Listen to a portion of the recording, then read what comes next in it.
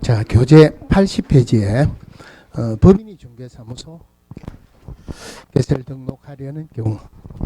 자, 법인의 등록 요건 볼게요.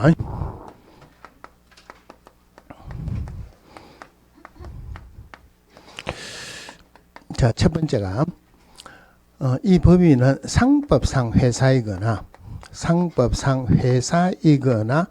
또는 협동조합이어야 됩니다. 자, 협동조합인데 중요한 것은 협동조합 가르고 사회적 협동조합을 제외한다 이랬어요. 제외한다. 그래서 상법상 해당하던 협동조합이든 자본금은 5천만 원 이상이어야 됩니다. 자본금 5천만 원 이상일 것. 자, 그러면 상법상 회사에 들어가는 게 주식회사, 한명회사, 합자회사, 유한회사 이랬어요. 자, 그 다음에 협동조합도 물론 법인입니다. 그런데 중요한 것은 사회적 협동조합은 제외한다. 왜 사회적 협동조합을 제외하느냐면은 사회적 협동조합은 영리를 목적으로 하지 않는 거예요. 그런데 이 영리를 목적으로 하지 않는 사회적 협동조합이 등록을 했다. 그럼 개업공개사 되면은 중개업을 하죠. 영리를 목적으로 하죠. 그죠? 그러니까 사회적 협동조합은 어떤 법인의 등록 요건을 갖춘다 하더라도 등록할 수 없다는 말이에요. 자, 두 번째가 우리 법 14조에서 규정된 것만을 목적으로 설립될 것.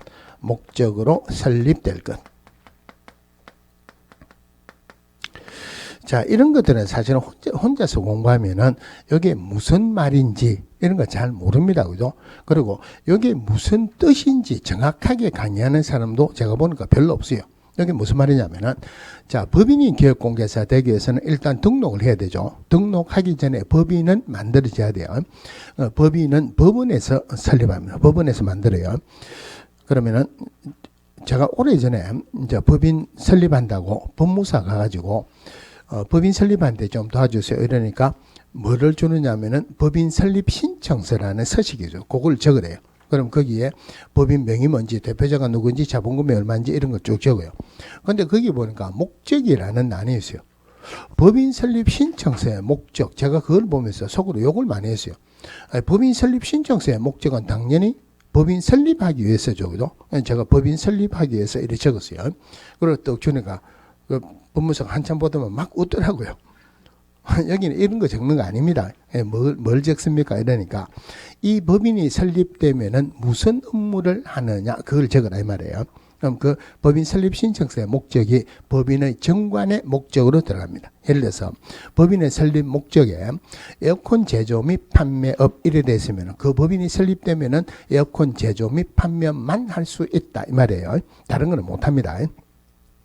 그러면 14조에서 규정된 것만을 목적으로 설립될 것 하는 말은 14조에서 규정된 것 말고 다른 게 하나라도 설립 목적에 들어가면은 등록을 안 해준다는 말이에요. 또 요건에 맞아서 등록이 되었다. 그럼 그 법인이 기업공개사는 14조에서 규정된 업무만 할 수 있다 이 말이죠. 그런데 이 부분은 별도의 문제로 나요. 그건 나중에 별도로 할 거고. 자, 법인의 등록 요건에서 제일 중요한 부분이 3번이에요. 자, 대표자는 공인중개사여야 된다. 상법상 회사든 협동조합이든 대표자는 무조건 공인중개사여야 돼요. 그 다음에 대표자를 제외한 임원 또는 사원의 3분의 1 이상은 공인중개사일 것. 물론 법에서는 사원이 먼저 나옵니다. 그런데 임원이 우리가 생각이 더 좋아요. 주식회사, 유한회사, 임원, 한명회사, 합자회사의 사원. 한마디로 우리 법에서 임원하고 사원은 똑같은 사람이다 이렇게 생각하시면 돼요. 자, 그러면은 임원이나 사원이 총 8명이다. 그럼 적어도 몇 명 이상은 공인중개사여야 된다. 그 중에서 대표자는 공인중개사여야 되죠. 그럼 8명에서 대표자 1명 빼고 7명의 3분의 1 하면 몇 명이에요? 2.3이죠. 그러면은 2명은 공인중개사가 1명은 3분의 1만 공인중개사다 말이 안 되죠. 3명 돼야 되죠. 그럼 대표자가 합해가지고 적어도 4명 이상은 공인중개사여야 된다. 자, 여기에서 3분의 1 이거 조심하셔야 돼요. 근데 이거보다 훨씬 틀리게 자주 나온 게 대표자를 제외한 이거 포함한 이래가지고 굉장히 자주 나옵니다. 물론 작년에도 대표자를 포함한 이래서 틀리게 나왔어요. 자, 대표자는 공개사에 해야 되고 대표자를 제외한 임원 또는 사원의 3분의 1 이상은 공개사에 할 것. 나머지는 별도로 보시지 말고 우리가 아까 등록 신청할 때 들어가는 서류 그대로 보시면 돼요. 사, 실, 사자 들어가면 되죠. 그죠? 사, 사진 들어갑니다. 사진은 물론 법인인 기업공개사의 등록증에 대표자 사진 보습니까? 쫄다구 사진 보습니까? 당연히 대표자 사진, 여권용 사진 들어가면 되고 실무교육 받은 확인서 조금 더 별도로 할게요. 사무소 확보 서류 아까 한 거하고 똑같아요. 그런데 우리 법에서 사무소 면적 규정은 전혀 없습니다. 자, 법인인 기업공개사, 공인중개사 기업공개사 어느 게 면적이 커야 되겠습니까? 그런 규정 없다는 말이에요. 그래서 법인인 기업공개사 되기 위해서 8제곱미터 이상의 사무소를 확보해야 된다 등등 그거 틀리게 몇 번 나왔어요. 사무소 면적 규정은 없다 그랬죠. 물론 자격증 사본은 첨부하는 게 아니다. 그러면은 등록관청은 자격증을 발급한 시도의사에게 자기 여부를 확인 요청해야 된다. 자, 여기서 봐야 되는 게 중요한 것은 실무교육이에요. 자, 실무교육은 임원이나 또는 사원 전원입니다. 물론 분사무소 설치하려면 분사무소 책임자도 받아야 되죠. 그죠? 자, 요 부분에서 제일 중요한 게 3번이에요. 요 3번이 계속 틀린 답으로 나왔습니다. 그런데 어느 해 이 3번만 틀린 답으로 나오기는 너무 식상하다. 그러니까 다른 게 틀린 답으로 나올 때가 됐어요. 그런데 다른 게 틀린 답으로 나온다 그러면 3번을 답에서 버린다 이 말이죠. 그런데 출제위원회 3번을 답으로 보기로는 너무 아깝습니다. 그래, 너무 아깝다는 말은 3번하고 관련된 게 답으로 나올 수밖에 없다는 말. 3번하고 관련된 게 요거 3분의 1하고 요거 전원이죠. 그죠? 그래서 요거 3분의 1 아니다. 3분의 1이라고 나올 가능성이 있다. 그해 3분의 1이라고 나왔어요. 실무교육은 인문사원 3분의 1 이상이 아니고 전원이죠. 그죠? 그러면은 여기에서는 이거 말고는 답으로 나올 수 있는 건 다 나왔습니다. 딱 하나 남았어요. 딱 하나가 뭐냐면은, 자, 실무교육은 임원사원 전원이죠. 전원인데, 대표자 포함한다, 제외한다? 자, 그런데, 우리 시험에서 틀린 답으로 나오는 게, 얼토당탕 안 하는 게 나오면은 쉽습니다. 문제를 내는 가장 기본적인 방법이, 요만한 거 나오면 요 안에서 헷갈리도록 갔다 왔다는 거. 아까 여기에서 숫자를 나타낼 때는 대표자 제외한다 그러죠. 그런데 여기에서는 전원이다 하는 말은 예외가 있다 없다? 예외가 없다. 그러니까 대표자 포함한다는 말은 없어도 돼요. 여기는 절대 대표자 제외한다 이런 말이 들어가면 안 된다. 요거 조심하세요. 법인의 등록 요건 무조건 한 문제가 나옵니다.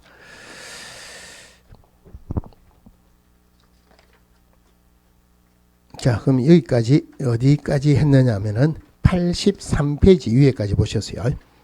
자, 그 다음에 83페이지에 2번 등록의 처분 통지 볼게요. 자, 중개사무소 개설 등록의 신청을 받은 등록관청은 다음의 기업공개사의 종별에 따라 구분해서 개설 등록하고 개설 등록 신청을 받은 날로부터 7일 이내 등록 신청인에게 서면으로 통지해야 된다. 그 다음에 양가로 2번에 1번 볼게요. 기업공개사는 업무를 개시하기 전에 손해배상 책임을 보장하기 위해서 보증보험 또는 공제에 가입하거나 공탁하여야 한다. 자, 요거 등록 절차죠, 그죠? 자, 등록 절차 한번 볼게요. 자, 등록을 신청합니다. 등록 신청은 아까 누구만 할 수 있다? 공인중개사하고 법인만 할 수 있는데 공개사 중에서 소속 공개사 포함한다, 제외한다? 제외한다 그랬죠. 들어가는 서류가 사실, 사자 들어간다 그랬죠. 사실, 사제, 사진 들어가고 실무교육 받은 확인서, 사무소 확보 서류 들어가고 자격증 사본은 안 들어간다 그랬죠. 자, 근데 자격증 사본이 안 들어가는 이유가 공무원이 확인할 수 있죠. 그러면은 법인이 법인이다. 분사무소도 법인이에요. 법인이 들어갈 때는 반드시 내가 법인이다 하는 증명서를 첨부했어요. 법인 등기상 증명서 첨부했는데 법인 등기상 증명서는 법원에서 발급받습니다. 법원에도 일하시는 분도 공무원이죠. 등록관청도 공무원이니까 확인할 수 있죠. 그래서 지금은 법인이 들어갈 땐 법인 등기상 증명서 안 들어갑니다. 물론 이 법인의 등록 요건에 단서조항이 있어요. 특수법인, 즉 다른 법률의 규정에서 정개를 할 수 있는 특수법인은 법인의 등록 요건을 갖추지 않아도 된다는 단서조항이 있는데 그거는 나중에 이 특수법인은 지금 하게 되면은 뒤에 거를 많이 가져야 돼요. 그래서 보증 설정 끝나고 나면은 특수법인 전체로 정리해 드릴게요. 하여튼 법인의 등록 요건에 특수법인은 이 등록 요건을 갖추지 않아도 된다 하는 규정도 있어요. 자, 공인중개사가 등록 신청하면은 요건에 맞으면은 공인중개사 기업 공개사로 등록을 하고, 법인이 등록 신청하면은 요건에 맞으면은 법인인 기업 공개사로 종별 구분해서 등록하고, 등록 신청은 없다 7일 이내 문서로 통지해라. 통지라는 말은 등록증 나왔으니까 찾아가세요 이 말이에요. 그럼 등록증 교부받고 업무 개시하죠. 우리 법에서 업무 개시 전까지 보증 설정하여야 한다 이렇습니다. 여기서 봐야 되는 게 두 개인데, 등록자 나왔으니까 찾아가서 통지는 공문이 하죠. 며칠 이내? 7일 이내. 그래서 공문이 하는 날짜가 7일로 정해졌어요. 자, 그 다음 하나 봐야 되는 게, 보증 설정은 업무 개시 전까지 하죠. 그래서 보증 설정 서류가 들어가야 돼요. 자, 근데 우리가 상식적으로 생각할 때 서류가 들어갈 것 한꺼번에 같이 들어가는 게 원칙이다. 아니면은 다른 서류 들어가고 나머지 하나는 가지고 있다가 나중에 따로 내는 게 원칙이다. 같이 들어가는 게 원칙이죠. 그래서 입법 예고를 할 때는 등록 신청할 때 보증 설정 서류가 들어가라고 되어 있었어요. 근데 법을 만들다 보니까 어떤 문제가 있느냐면은, 우리 보증은 자동차 책임보험하고 똑같다 이렇게 생각하세요. 자, 차를 샀어요. 차가 안 났습니다. 차가 안 났다. 차대 번호도 없고 차 넘버도 없죠. 책임보험 가입할 수 있다 없다? 가입할 수 없죠. 우리 보증도 등록 번호가 없으면은 보증 설정을 못 합니다. 그럼 등록 신청하는 상태에서는 아직 등록 안 했죠. 등록 번호 안 나왔죠. 그죠? 보증 설정할래야 할 수가 없다는 말이에요. 그러니까 법을 만들 때는 등록 신청할 때 보증 설정 서류가 들어가는 게 아니고 업무 개시 전까지 보증 설정해라. 개념은 잡혀있죠. 그죠? 굉장히 중요한 개념입니다.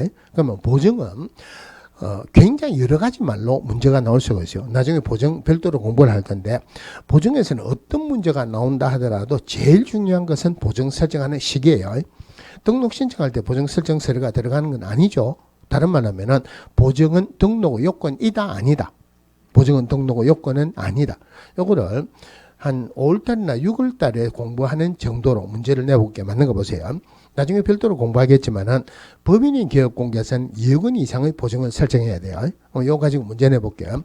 자, 법인인 기업공개사 되기 위해서 2억 원 이상의 보증을 설정해야 된다. 맞다, 틀렸다. 법인인 기업공개사 되기 위해서 2억 원 이상의 보증을 설정해야 된다. 여기서 필요 없는 거 뺍시다. 법인 빼고 기업공개사 되기 위해서 2억 원 이상 뺍시다. 기업공개사 되기 위해서 보증 설정해야 된다. 기업공개사 되기 위해서 원래 뭐 해야 됩니까? 등록해야 되죠. 그럼 다른 말로 등록하기 위해서 보증 설정해야 된다. 맞다, 틀렸다. 틀렸죠. 업무 개시하기 전까지 하지, 등록하기 전에 등록하기 위해서 기업공개사 되기 위해서 보증 설정한다. 틀렸다는 말이에요. 똑같은 말인데 말이 어렵죠. 이 개념을 잘 잡아놔야 돼요. 업무 개시 전까지 하지 등록 신청할 때 보증 설정하는 것은 아니다. 자, 그 다음 넘어가서 등록증 교부. 여기에는 별도로 볼 거는 없고 84페이지 제일 밑에 협회 통보하는 게 있어요. 읽어볼게요. 자, 등록관청은 다음의 어느 하나에 해당하는 때에는 그 사실을 공개해서 협회에 통보해야 된다. 자, 통보하는 내용을 한번 볼게요. 85페이지에 첫 번째, 중개사무소 등록증을 교부한 때. 다른 의미로 하면 등록증을 교부했다는 말은 기업공개사 한 명 새로 생겼다 이 말이죠. 이번에 중개사무소 이전 신고를 받았을 때, 나중에 중개사무소 이전할 건데 이전 신고는 이전 후 10일 이내 이전 후의 등록관청에 신고합니다. 이전 후의 등록관청에서 이전 신고를 받았다는 말은 중개사무소 하나 들어왔죠. 그죠? 기업공개사 한 명 생겼다 이 말이에요. 디귿에 분사무소 설치신고 받았다. 분사무소 설치신고 받았다. 분사무소 책임자가 한 명 새로 생겼다 이 말이죠. 소속 공개사 또는 중개보존의 고용 또는 고용관계 종료 신고 받았다. 고용신고를 받았다는 말은 고용인이 한 명 새로 생긴 거고, 고용관계 종료 신고를 받았다는 말은 고용인이 한 명 없어졌다 이 말이죠. 그러니까 중개업의 휴업, 폐업, 재개업, 휴업기간 변경 신고 받았다. 휴업신고를 받았다는 말은 기업공개사 잠시 없어졌다는 말이고, 폐업신고를 받았다는 말은 기업공개사 한 명이 영원히 없어졌다는 말이고, 재기업신고 받았다는 말은 잠시 없어진 사람이 새로 생겼다 이 말이죠. 등록 취소 및 업무 정지 처분했을 때, 등록 취소했다는 말은 기업공개사 없어졌다는 말이죠. 업무 정지 처분을 했다는 말은 잠시 없어졌다는 말이죠. 그럼 결론적으로 협회 통보의 내용은 중견부와 관련된 사람이 늘어났느냐 줄어들었느냐 이거 통보하는 거죠.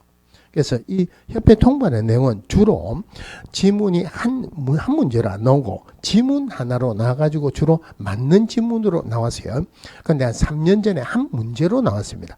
다음 중 협회 통보하는 사항이 아닌 것은 뭐냐?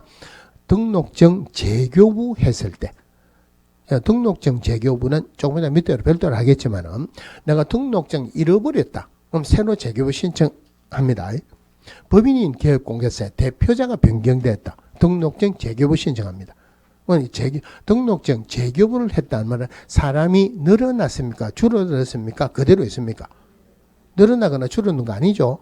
그러면 이거는 신고하는, 협회 통보하는 것은 아니다. 그죠? 그래서 의미를 모르고 막연하게 외운 사람들은 이 문제가 굉장히 어려운 문제였어요.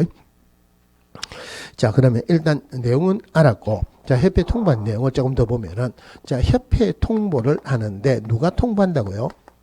통보는 등록관청이 통보하죠.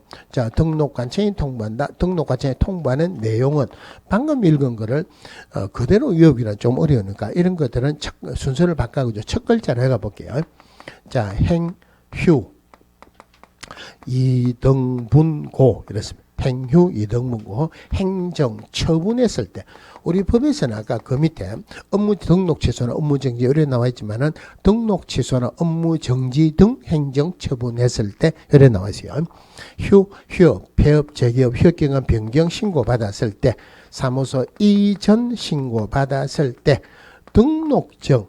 그럼 사람이 늘어난 것은 등록 신청했을 때 늘어납니까? 등록증 교부했을 때 늘어납니까?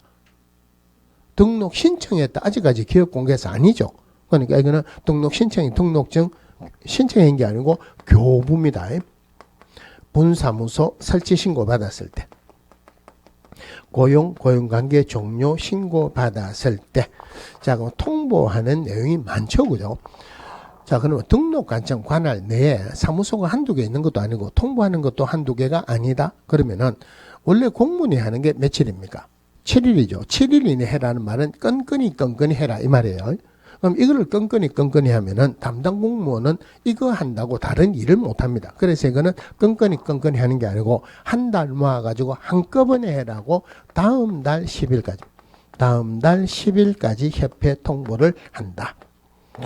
자, 근데 이 중에서 기본적인 내용은 보셨고, 한 번도 안 나온 내용을 한번 볼게요. 자, 행정처분이에요. 나중에 행정처분 별도로 할 건데, 행정관청에서 하는 처분이라고 행정처분이라 한다. 우리 법에 행정처분이 5개가 있어요. 등록 취소, 그 다음에 업무 정지, 그 다음에 자격 취소, 자격 정지, 그리고 지정 취소 5개가 있습니다. 간단하게만 보면은, 자, 등록 취소는 등록관청이 기업공개사에 주는 행정처분이에요. 업무 정지도 마찬가지로 등록관청이 기업공개사에 주는 행정처분이다. 자격 취소, 자격 정지, 자격은 누구 소관이다? 시도지사. 자, 시도지사, 물론 교부한 시도지사예요. 자격 취소는 공인중개사에 주는 행정처분이고, 자격 정지 교부한 시도지사가 소속 공개사에게만 줄 수 있다. 지정 취소, 물론 국토교통부 장관이 거래정보 사업자에게 줄 수 있다. 자, 그러면은 묶으면은 등록 취소 업무 정지는 등록관청이 주죠. 자격 취소 자격 정지는 시도지사가 주고, 지정 취소는 국장이 주죠, 그죠? 자, 그러면은 시도지사는 자기 밑에 있는 시군구청장이 완벽하게 일을 잘 하는 것 원한다, 원하지 않는다? 절대 원하지 않습니다. 예를 들어 볼게요. 지금 경기도지사는 이재명 씨죠. 경기도지사기 전에 성남시장이죠. 1개 시장이에요. 1개 시장인데 명성은 전국적인 지지도를 가지고 명성이 있죠. 그죠? 그러면은 그 위에 경남시장 할 때 그래 했는데 그 위에 경기도지사는 그 성남시장이 일을 굉장히 잘합니다. 그러면 성남시장은 내가 죽을 때까지 성남시장 하겠다 그러겠습니까? 아니면 조금 있다가 내가 도지사 갈 거니까 당신 자리 비키라 그러겠습니까? 그러면은 한마디로 시도지사 밑에 있는 시군구청장이 완벽하게 일을 잘하는 것 원한다? 원하지 않는다? 원하지 않습니다. 다른 말로 하면은 위에 시도지사는 자기가 한 일을 미주알 고주알 시군구청장이 니도 알아라고 알려준다? 안 알려준다? 안 알려줍니다. 그래서 행정관청에서 원칙적으로 위에 보고하는 건 있지만은 원칙적으로 내 안다고 밑에 알아라고 내려주는 건 없어요. 그러면은 거래정보 사업자의 지정 취소는 국장이 하죠. 자격 취소나 자격 정지 시도지사가 주죠. 시도지사가 자격 취소나 자격 정지 줬다. 국장이 지정 취소 줬어요. 밑에 등록과정에 알려줍니까? 안 알려줍니까? 안 알려주죠. 그럼 원칙적으로 처음에는 등록과정 모르죠. 모르는 것을 등록과정에 통보한다. 이게는 말이 안 되죠. 그러니까 행정처분 중에서 등록과정에 통보하니까 등록과정에 아는 것, 등록과정이 한 등록 취소나 또는 업무 정지에 관한 사항을 통보하지 절대 자격 취소나 자격 정지에 관한 사항을 통보하는 것은 아니다. 그죠? 제가 모의고사 문제 낼 때 등록관청은 등록 취소나 자격 취소 등 행정처분사항을 협회에 통보해야 된다. 많이 틀립니다. 자격은 등록관청이 모르는 거죠. 그죠? 소관이 아니니까 등록관청에 한 등록 취소는 업무 정지에 관한 행정처분이지 절대 자격에 관한 행정처분을 통보하는 것은 아닙니다. 자, 그 다음에 그 밑에 등록증 재교부 신청 요래 있는데 자, 등록증 재교부 신청을 하기 전에 그 밑에 종별 변경을 먼저 보셔야 돼요.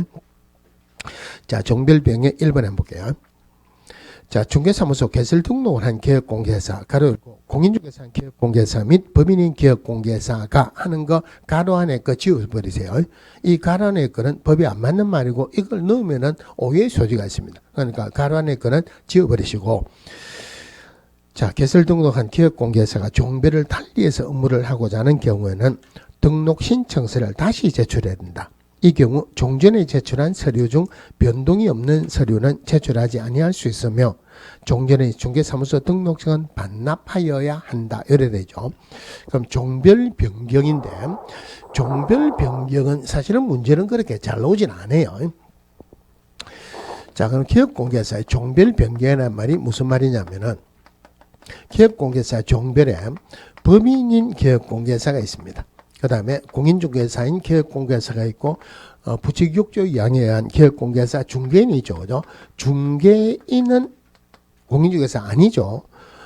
중개인이 공개사 자격증을 땄어요. 그러면 중개인이라 봐야 됩니까? 공개사인 기업공개사로 바뀌었다 봐야 됩니까?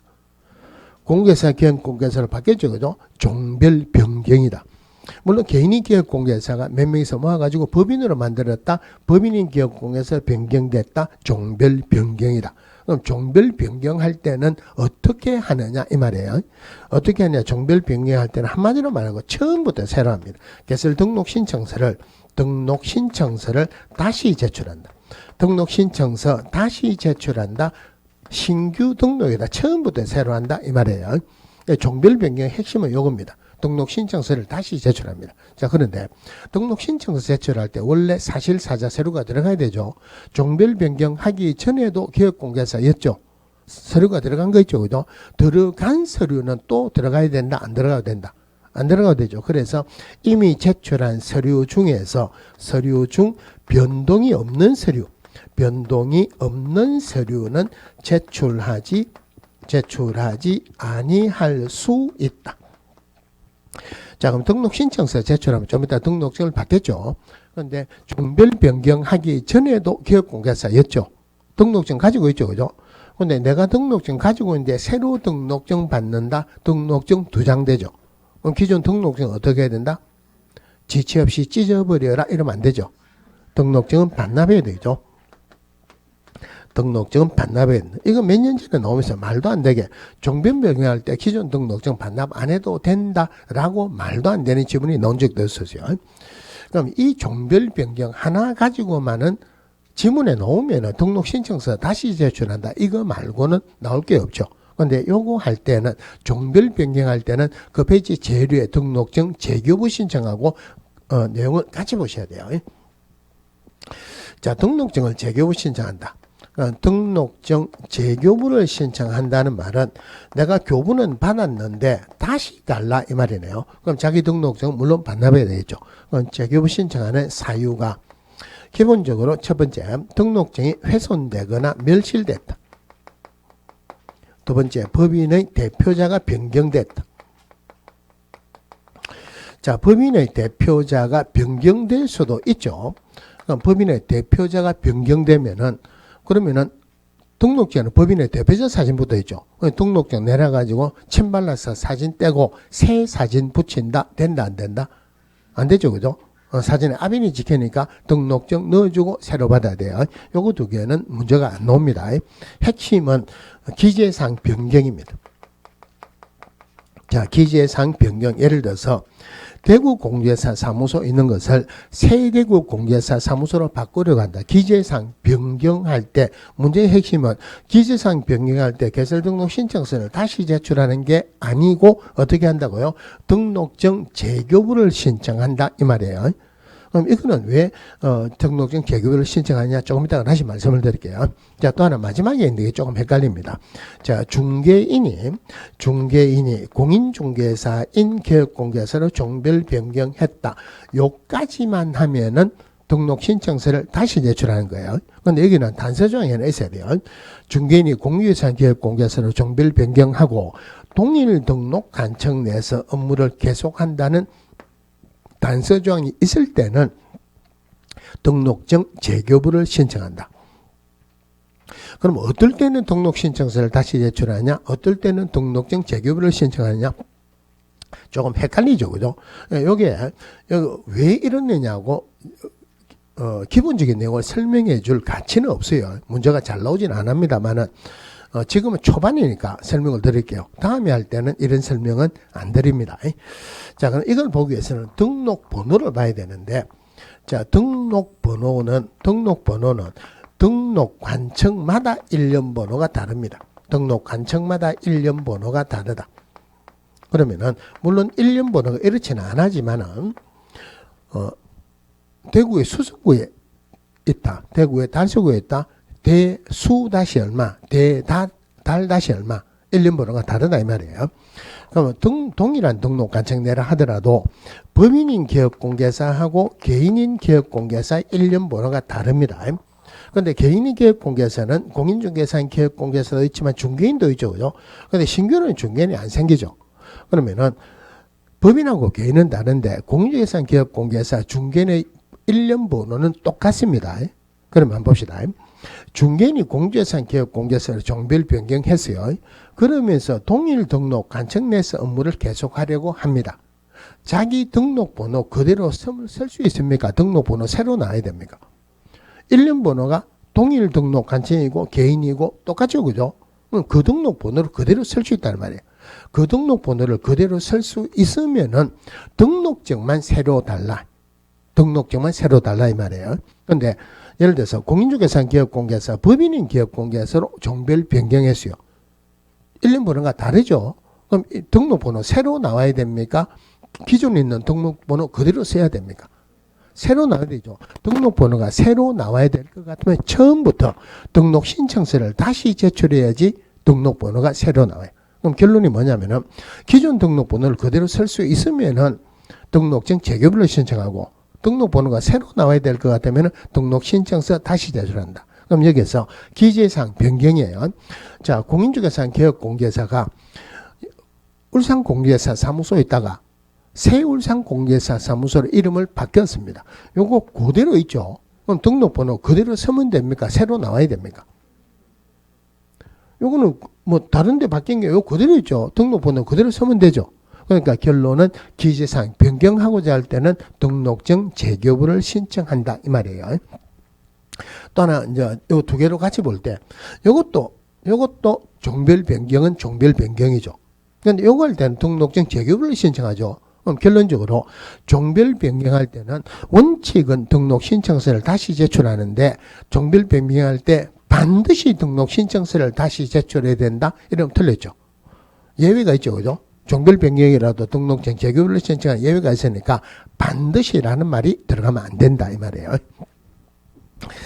자, 그 다음에 쭉 넘어갑시다. 자, 넘어가시면은 90페이지에 중개사무소 등록증 대여 등의 금지. 등록증 일신 전속주니까 대여 양도할 수 없다. 그죠? 그러면 자격하고 마찬가지로 등록증도 대여 양도하면은 무조건 등록이 취소되고 또 빌려준 사람이든 빌린 사람이든 1년에 1천에 해당한다.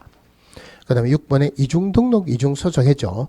아까 이중등록, 이중소속, 이중사무소 전부 다가 1년 1천이고 이중등록, 이중소속은 절대취소, 이중사무소 상대취소 했어요. 자, 그 다음 92페이지에 등록의 효력 소멸 볼게요. 자, 기업공개사에 돼야지 합법적으로 중개업을 할 수 있죠. 기업공개사에 되기 위해서 등록을 해야 된다. 등록 안 하고 중개업을 하면 무등록자로 처벌받죠. 등록의 효력이 소멸되고 난 뒤에 중개업을 해도 무등록자로 처벌받는다 이 말이에요. 그러니까 등록이 효력이 소멸되는 게 줄여가지고 등록의 실효라고 합시다. 자, 등록의 실효되는 사유가 첫 번째가 폐업 신고하면은 등록의 효력이 없어집니다. 폐업 신고했다. 등록 효력이 없어지고 난 뒤에 중개업을 하면은 무등록자로 처벌받겠죠. 두 번째가 자동 실효가 있어요. 자, 우리 법에서는 자동 실효라는 말은 없는데 무슨 말이냐면은 개인이 사망하거나 또는 법인이 해산했어요. 개인이 사망하는 거 법인 해산했다. 기업공개사 없어졌죠. 기업공개사 없어졌으니까 등록 효력을 그대로 유지시킬 필요가 없죠. 그죠? 그래서 이럴 때는 등록 취소 처분을 줍니다. 자, 등록 취소 처분을 준다. 나중에 다음 중 등록을 취소하여야 하는 경우가 몇 개냐. 이거 할 때 사망하거나 법인 해산했다. 자주 나와요. 자, 근데 조심해야 되는 게 개인이 사망하면은 하는 거하고 법인 해산하는 거하고 효력이 똑같습니다. 그럼 사망하거나 해산하면 등록 취소죠.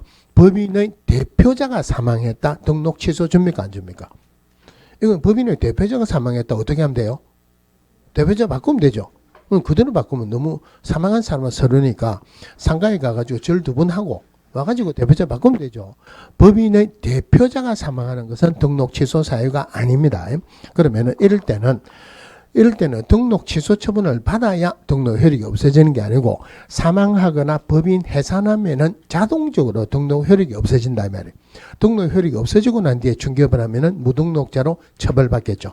자, 그러면은 사망하고 난 뒤에는 중개업을 못 하니까 예를 들어서 법인 해산하고 난 뒤에 3월 5일 날 법인 해산했다고 가정합시다.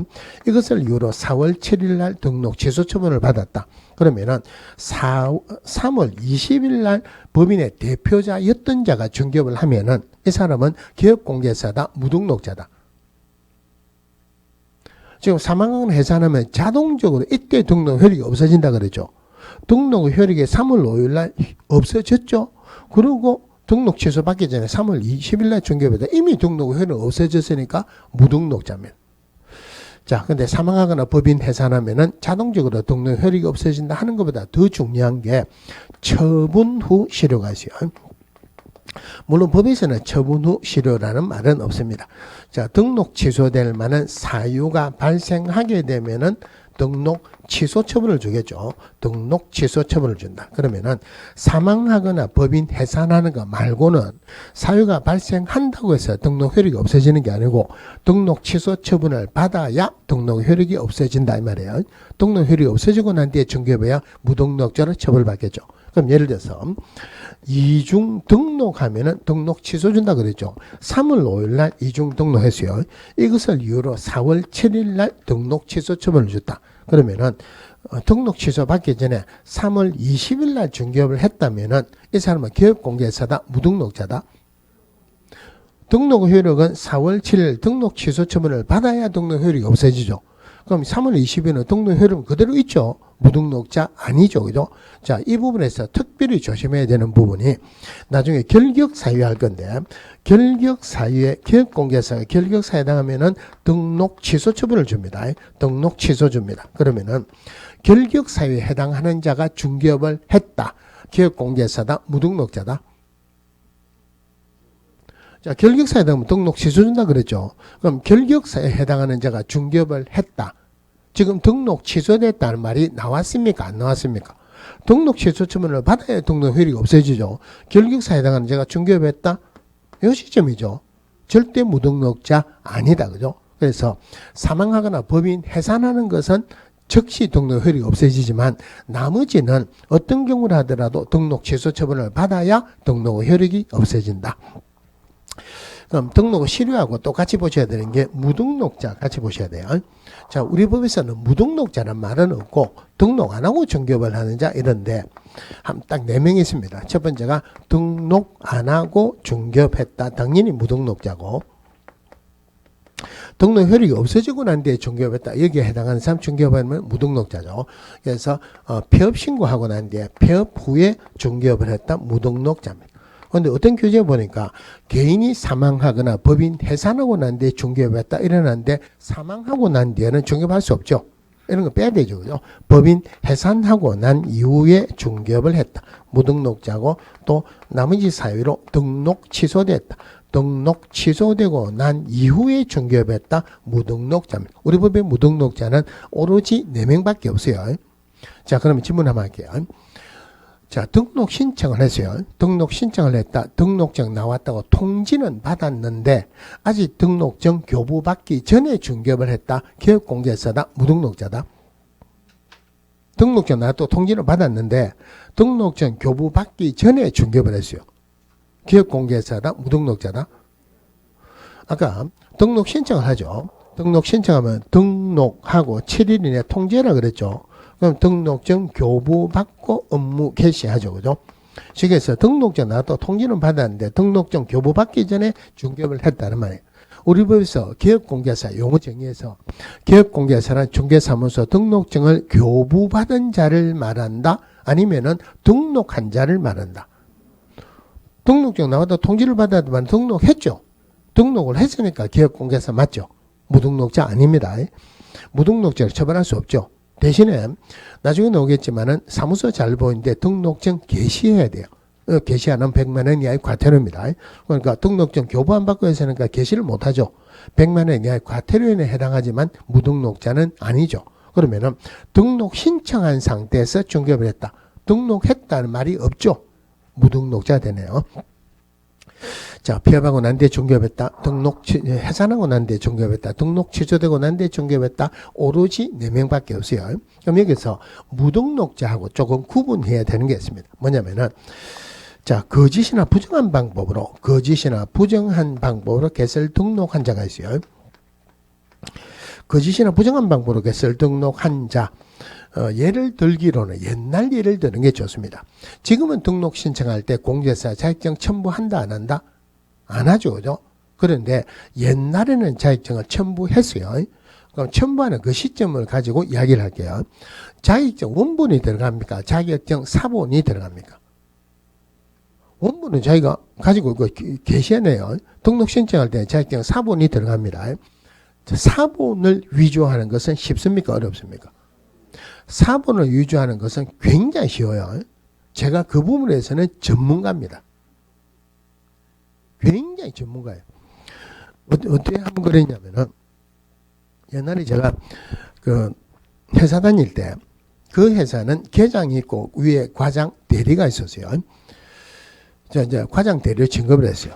그때 과장이 차장으로 진급을 해야 되는데 차장으로 진급을 못하고 다른 부서로 튕겨놨어요. 그러면 과장 대리 위에 원래 과장이 있고 차장이 있고 부장이 있고 이사 있고 그에 상무 있죠. 제가 과장 대리로 진급할 때 제 위에 과장도 차장도 부장도 이사도 없고 제 위에 바로 상무였어요. 같은 대리라도 제가 직급발이 조금 세겠죠. 그죠? 근데 건물을 뭐 10몇 층짜리 건물을 지었어요. 그래서 일정 규모 이상 되면 앞에 조형물, 미술품 이런 거 설치하는 거죠. 그거 설치하는데 도면 같은 거 그래가지고 내야 되는데 주로 그런 것들은 건축사 사무실에서 설계 사무실에 주로 해요. 그걸 맡기니까 제 월급의 10배 정도는 달래요. 그래서 제가 상무한테 보고를 했어요. 그러니까 그거 해야 되니까 그거 안 하면은 종공검사 안 나와요. 맡겨라 해요. 근데 아깝잖아요. 그죠? 그거 안 맡기고 제가 할게요. 그거 저는 어찌 하려고. 제가 하겠습니다. 그래가지고 어떻게 해갖고 사실은 그림을 그리거든요. 제가 그림을 못 그립니다. 그러니까 어떤 건지 사진을 찍어갖고 복사를 해갖고 조금 위조를 해갖고 그래서 서류를 제출했어요. 시청에 제출하니까 시청의 담당자가 와 진짜 잘했네요. 이거 하고 난 뒤에 가져가야 됩니까? 그래요. 우리 중간검사만 받으면 가져갈 필요가 없죠. 괜찮습니다. 안 가져가도 됩니다. 왜 그럽니까? 그러니까 이거 좀 놔두고 다른 업체에서 들어오면은 샘플로 보여주고 제발 이리 좀 해라고 하려고. 위조하는 거는 사본을 위조하는 건 제가 전문가예요. 그런데 누가 자격증 사본을 들어가야 되죠. 다른 사람이 자격증을 위조해가지고 등록을 했다는 거짓이나 부정한 방법으로 개설 등록했다 이 말이에요. 그러면은 무등록자고 거짓이나 부정한 방법으로 개설 등록은 이제 어떻게 다르냐면은 무등록자 우리 법에서 벌이 제일 크죠. 3년에 3천이에요. 그럼 등록 못하는 사람이 거짓이나 부정한 방법으로 개설 등록했다는 말이나 무등록자는 별로 차이가 별로 없죠. 우리말로 똑같아 그죠? 이 영어로 말하면 뭐랍니까? same 이라 그래요. 근데 인도네시아 말로 하면은 인도네시아 말이 우리 외국어를 배우기로 어렵죠. 인도네시아 말 하나도 못해도 6개월만 인도네시아가 있으면은 인도네시아 말 다 합니다. 굉장히 쉬워요. 거기는 미래형, 과거형 이런 거 없습니다. 그리고 발음은 영어 발음 그대로 하면 돼요. 쌤이죠. 그건 삼마 이랍니다. 똑같다는 말이에요. 그러니까 여기도 3년에 3천이죠. 그죠? 자, 그런데 거짓이나 부정한 방법으로 개설 등록한 자는 그대로 중개업을 하도록 놔두겠습니까? 일정 기간 못하도록 업무 정지를 주겠습니까? 아니면은 등록 못하는 사람이 등록했으니까 등록 취소 주겠습니까? 등록 취소 줍니다. 절대 취소예요. 그런데 무등록자 3년에 3천인데 등록을 안 했죠. 등록을 안 했으니까 등록 취소 줄 수 있다 없다? 등록 취소 줄 수 없다. 등록 취소 줄 수 있느냐 없느냐 말고는 3년에 3천은 똑같아요. 자 그러면은 자 A가 가백에 우리 집 팔아주세요. B하고 거래계약을 체결하면 얼마 주겠다고 약속을 했어요. 그런데 이 사람이 등록을 안 한 무등록자입니다. 무등록자 아까 적법요건이다 그랬죠. 3년에 3천이에요. 유효요건 아닙니다. 다른 말로 하면 무등록자 중개로 이루어진 거래계약은 유효다 무효다. 거래계약은 유효다 그죠? 자 근데 무등록자 돈 벌려고 하는 거죠. 이 부분은 나중에 세 개로 구분하는데 나중에 금지행위에서 상세하게 설명을 드리겠습니다만 일단 의뢰인하고 무자격자 자 판례에서 무자격자로 놓으면 자기 없는 자라고 그냥 생각하지 말고 우리가 말하는 무등록자를 생각하세요. 자격이 없으면서 계속적으로 중개업을 하고 있는 자 그러니까 시험에서 무자격자 놓으면은 우리가 말하는 무등록자로 생각하세요. 이 무등록자를 판례에서는 무자격자로 표현했어요. 의뢰인하고 무자격자 간에 보수에 관한 약정은 무조건 무효다 그랬어요. 보수에 관한 약정이 무효라 하는 말은 거래계약 체결은 얼마 주겠다 약속이 무효죠. 거래계약 체결됐다. 보수 지급해야 된다 안 해야 된다. 안 해도 됩니다. 지급했다 하더라도 돌려받을 수 있어요. 다른 말로 하면은 무자격자는 보수 청구권은 있다 없다. 보수 청구권 없다는 말이에요. 자 무등록자 결론은 이거예요. 그런데 상식적으로 생각해가지고 우리 법에서 무등록자를 제일 못하게 합니다. 제일 못하게 한다는 말은 문제가 꼭 나와야 되죠. 결론은 너무 쉽습니다. 그러니까 이 결론보다는 언제 되면은 등록 효력이 없어지는지 이게 훨씬 중요해요. 이게 액면적으로 나올 수도 있고 이게 무등록자를 판단하는 기준을 만들고 다른 쪽하고 연결해가지고 문제가 나올 수밖에 없다 이 말이에요. 자 무등록자 보셨고 자 그 다음에 넘어가시면은 결격 사유 있는데 결격 사유를 지금 시간적으로는 조금 하고 마쳐야 되는데 결격 사유를 하면은 조금 하고 마칠 수가 없어요. 그래서 지금 쉬다가 하고 세 번째 시간은 조금 약간 길어질 거예요. 잠시 쉬다가 보겠습니다.